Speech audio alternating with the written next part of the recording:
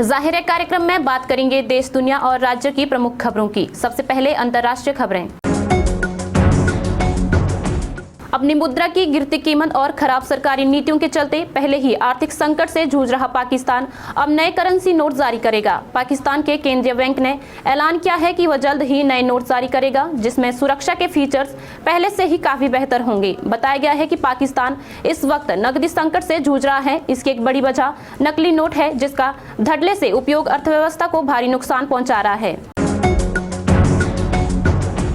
America में बीते 2 दिन के अंदर 2 भारतीय छात्रों की हत्या की खबर सामने आई है। हाल ही में अटलांटा में एक दुकान में भारतीय छात्र विवेक सैनी की एक नशेड़ी ने हथौड़े से मार कर हत्या कर दी थी। इस घटना के बाद अब शिकागो की पर्ड्यू यूनिवर्सिटी में एक छात्र की भी हत्या का मामला सामने आ रहा है। पुलिस ने यूनिवर्सिटी के कैंपस से रविवार को लापता हुए छात्र नीलाचार्य की मौत की पुष्टि की है।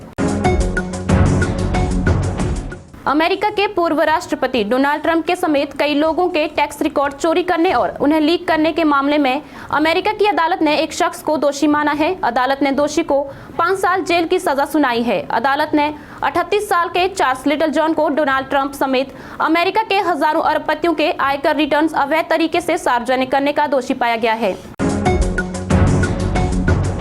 अब बात करेंगे राष्ट्रीय खबरों की। लेह लद्दाख में मंगलवार सुबह भूकंप के तेज झटके महसूस किए गए।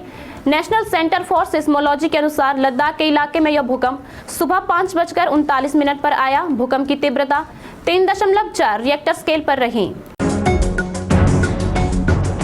पश्चिम बंगाल के राशन घोटाला मामले में टीएमसी नेता शाहनवाज शेख ने पीएमएलए कोर्ट में अग्रिम जमानत याचिका लगाई है। टीएमसी नेता की याचिका पर पीएमएलए कोर्ट आज सुनवाई करेगी। शाहनवाज शेख फिलहाल फरार है।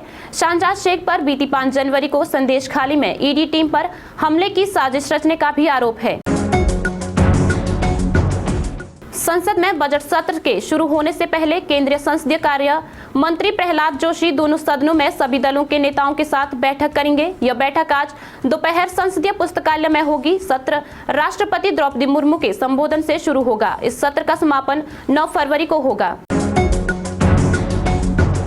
अब बात करेंगे राज्य की प्रमुख खबरों की। कालका शिमला नेशनल हाईवे 5 पर कंडाघाट में निर्माणाधीन दूसरी टनल का कार्य अक्टूबर में पूरा हो जाएगा। इसकी लंबाई 667 मीटर होगी। इससे बनने के बाद कंडाघाट बाजार में जाम से निजात मिल जाएगा। इन दिनों निर्माण कार्य तेजी से किया जा रहा है। निर्माणाधीन टनल फिलहाल वन में रहेगी। एक और टनल का पोर्टल फ्लाईओवर से जोड़ा जाएगा।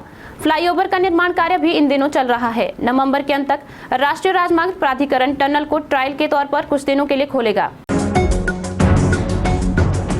हिमाचल में हवाई सेवाएं शुरू करने के लिए 3 नामी कंपनियों ने हामी भरी है।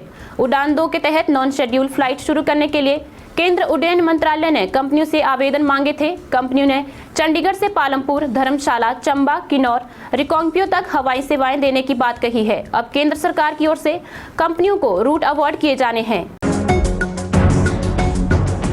हिमाचल प्रदेश के लाहौल स्पीति जिला में अब -20 डिग्री तापमान में भी लोगों को 24 घंटे पानी उपलब्ध होगा। जनजातीय जिला लाहौल स्पीति की भौगोलिक परिस्थितियों को देखते हुए 24 विंटर पेयजल योजनाओं को मंजूरी मिली है। जल जीवन मिशन के तहत 79.15 करोड़ की लागत से इन स्कीमों का निर्माण एंटी फ्रीज तकनीक से होगा। केंद्र सरकार से इसकी मंजूरी मिल गई है। इसमें लाहौल घाटी की 11 और स्पीति घाटी की 13 योजनाएं शामिल हैं। अब बात करते हैं समाचार पत्र की प्रमुख खबरों की। मुख्यमंत्री सुखविंदर सिंह सुक्खू ने वार्षिक योजना 2024-25 विधायक प्राथमिकताओं पर आयोजित पहले दिन के दूसरे सत्र में सोलन, चंबा, बिलासपुर तथा लाहौल स्पीति जिला के विधायकों को बैठक की अध्यक्षता करते हुए कहा कि वर्तमान कांग्रेस सरकार प्रदेश के लोगों को स्वच्छ, पारदर्शी एवं उत्तरदायी प्रशासन प्रदान करने के लिए वचनबद्ध है तथा भ्रष्टाचार के प्रति शून्य सहिष्णुता की नीति अपना रही है।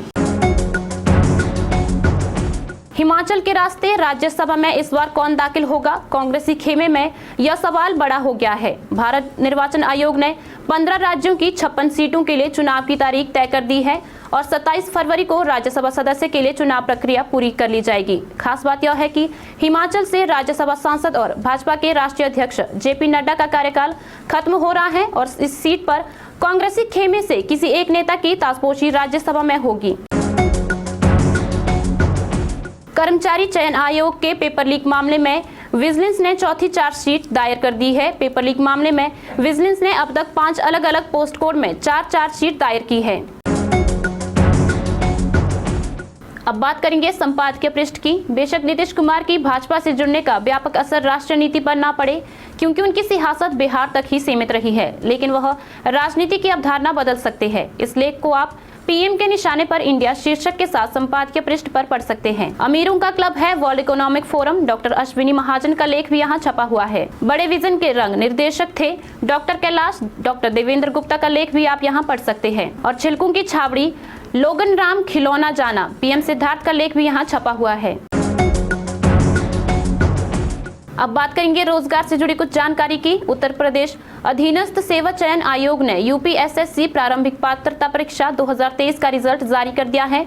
जो भी उम्मीदवार यूपीएसएससी प्रारंभिक पात्रता परीक्षा में शामिल हुए थे, वे आधिकारिक वेबसाइट upssc.gov.in पर जाकर UPSSC PET result score card देख और डाउनलोड कर सकते हैं। गौरतलब है कि यह स्कोर अपलोड करने की तारीख से 1 वर्ष तक के लिए वैध होगा।